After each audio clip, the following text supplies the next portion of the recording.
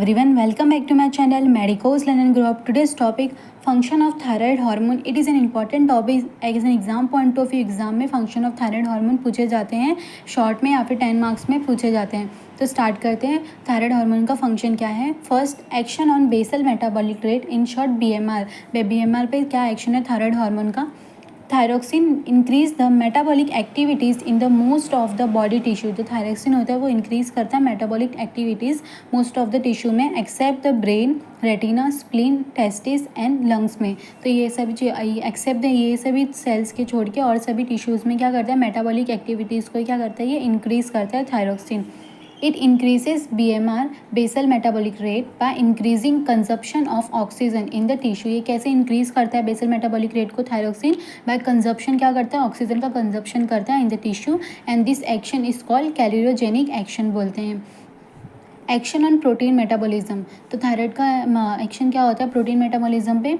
Thyroid hormone increases the synthesis of protein in the cell by following ways. तो thyroxine क्या करता है, इसका प्रोटीन पे क्या एक्शन होता है, ये सिंथेसिस इंक्रीज करवाता है synthesis of protein by the following veg. by increasing translation of RNA, by increasing the transcription of DNA to RNA, by increasing the activity of mitochondria, by increasing the activity of cellular enzyme. तो इस तरह से वो क्या करता है, increase करवाता है प्रोटीन का जो भी सिंथेसिस इंक्रीज़ करवाता है किसमें, सेल में. Then third, action on the carbohydrate metabolism. इसका कार्बोहाइड्रेट मेटाबॉलिज्म पे क्या एक्शन होता है. Thyroxine increases the absorption of glucose from the GIT tract, enhance the glucose uptake by the cell, increase the breakdown of glycogen into glucose, accelerate gluconeogenesis को ये accelerate करता है. तो थायरोक्सिन ये वर्क करता है किस पे, कार्बोहाइड्रेट मेटाबॉलिज्म पे. Action on body temperature.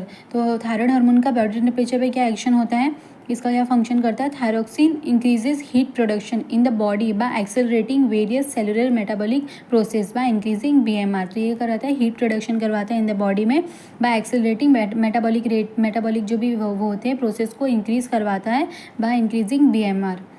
Action on growth. Growth पे क्या एक्शन होता है थायराइड हार्मोन का. Thyroid hormone have a general and specific effect on the growth.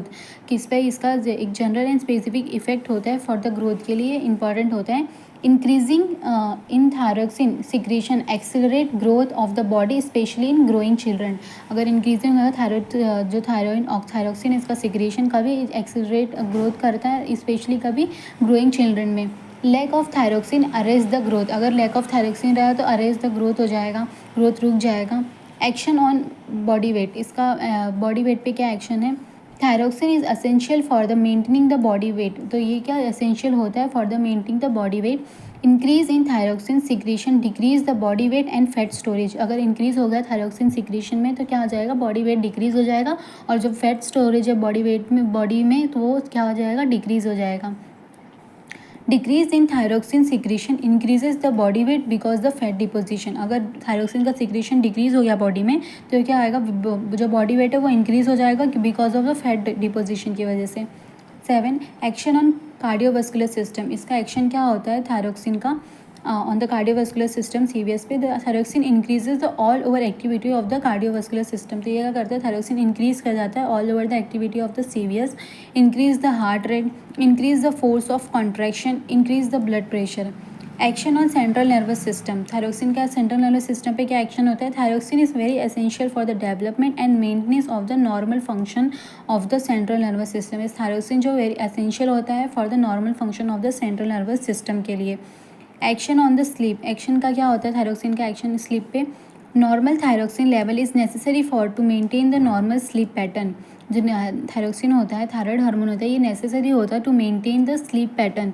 Hyposecretion excessive stimulation to central nervous system. अगर इसका hyper secretion हुआ thyroxine का, thyroid hormone जो कि है उसका एक्सेसिव सिक्रेशन होता है, क्या एक्सेसिव स्टिमुलेशन करेगा सेंट्रल नर्वस सिस्टम का. जो पेशेंट बहुत एग्जॉस्ट हो जाएगा, उसको नींद आएगी पर वो सो नहीं पाएगा बिकॉज वो रेस्टलेस हो जाएगा. हाइपोसिक्रेशन अगर कम सिक्रेशन हुआ तो पेशेंट कैसा आएगा, सोमेलोनेंस हो जाएगा, लेथार्जी हो जाएगा, स्लीपनेस रहेगा, उसमें स्लीपनेस रहेगा कि वो सोते ही रहेगा, वीक जैसा फील करेगा.